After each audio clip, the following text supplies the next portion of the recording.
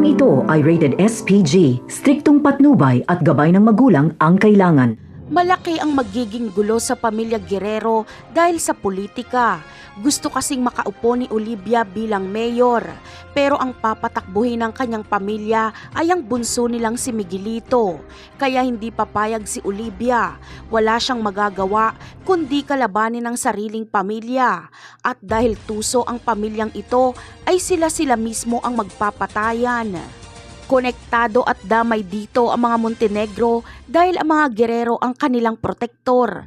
Kailangan nilang mamili ng kakampihan at siguraduhin ang panalo para mapanatili ang proteksyon. Samantala, pilit na hahabulin nila Tanggol ang sasakyan ng abusadong si Miguelito.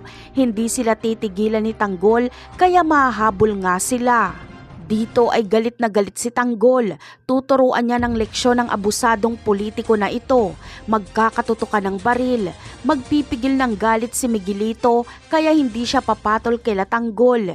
Hihingi siya ng pasensya dahil nagmamadali umano siya. At isa pa ay ayaw masangkot ni Miguelito sa gulo dahil kailangan niyang magpabango sa mga tao para iboto siya sa eleksyon. Pero hindi ibig sabihin ay natakot si Miguelito kay Tanggol. Bagkus ay papaimbestigahan niya pa nga sila Tanggol at plaplanuhin ang pagganti dito. Kaya sa away ng magkapatid na politiko na si Miguelito at Olivia ay si Olivia ang magiging kakampi ni Tanggol.